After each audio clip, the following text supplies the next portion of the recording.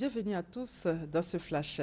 La coopération entre la Côte d'Ivoire et le Maroc se porte bien après la signature de 72 accords entre 2013 et début 2015.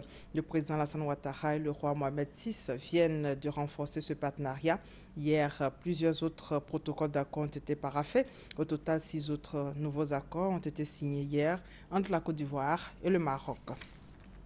C'est juste après la signature de cet accord que le roi Mohamed VI a procédé hier au CHU de Yopougon en présence du Premier ministre Daniel Kablan-Duncan à la remise d'un don royal de 2 tonnes de médicaments pour le traitement des infections opportunistes liées au sida au profit du ministère de la Santé et de la lutte contre le sida. Ce don royal a été offert par la Fondation Mohamed VI pour le développement durable. On fait le point avec Hamza Diaby.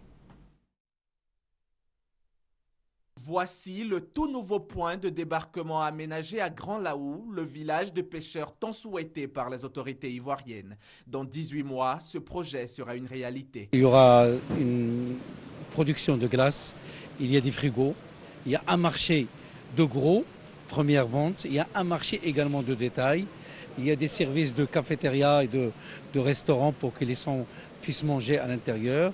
Et puis il y a des locaux socio-économiques qui peuvent être utilisés justement par les pêcheurs pour stocker leurs produits et pour améliorer leur bien-être au quotidien.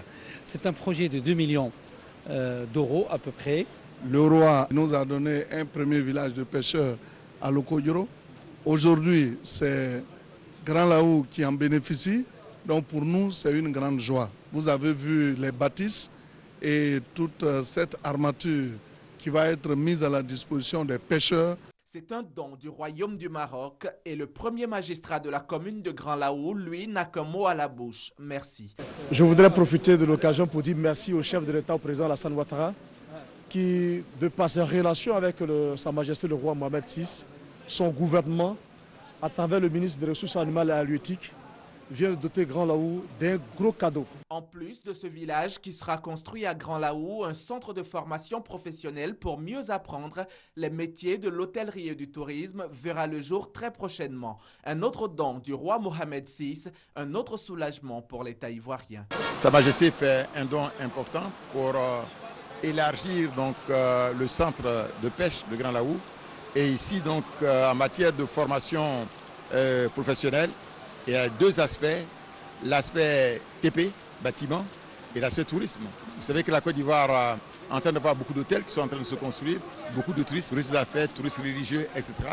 Donc on a besoin de former davantage de personnel de qualité pour que le niveau d'entretien des hôtels et de prestation des services soit de haute qualité. Avant de se rendre sur le site du centre de perfectionnement aux techniques industrielles, le roi était au CHU, le centre hospitalier universitaire de Yopougon. Là encore, il a fait parler son cœur. C'est quand même 2 tonnes de médicaments, comprenant des antifongiques, comprenant des antibactériens et comprenant également tous les médicaments nécessaires à la prise en charge des patients atteints du VIH-Sida. Des actions qui témoignent de l'amitié entre le Maroc et la Côte d'Ivoire. Le marché panafricain de la création, de la production et de la distribution de contenu audiovisuel, Discop Abidjan 2015, se tient en ce moment même à Abidjan et ce jusqu'au 4 juin prochain. Le Premier ministre Daniel Kablan-Duncan a ouvert le marché au Sofitel Abidjan Hôtel Ivoire. Il faut signaler que le Discop offre donc l'occasion de vendre et d'acheter des contenus audiovisuels numériques. Les oraux du BPC ont démarré hier sur toute l'étendue du territoire national. Ce sont au total près de 294 000 candidats libres et officiels repartis dans 533 centres du pays qui affronteront ces épreuves jusqu'au vendredi 5 juin. Et puis, la réouverture officielle hier du lycée Jean Mermoz d'Abidjan, le plus grand établissement français de Côte d'Ivoire. Cela après plus de 10 ans de fermeture. Réouverture en présence de la Première Dame. L'événement a été accueilli avec joie par les élèves et leurs parents.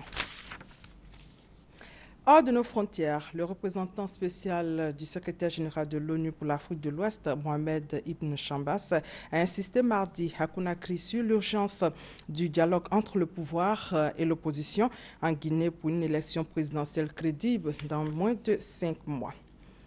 Et vous le savez, depuis hier, Sepp Blatter a annoncé sa démission et convoqué une nouvelle élection après donc l'annonce de la démission de Blatter, pourtant réélu vendredi à la tête de la FIFA pour la 5e fois consécutive.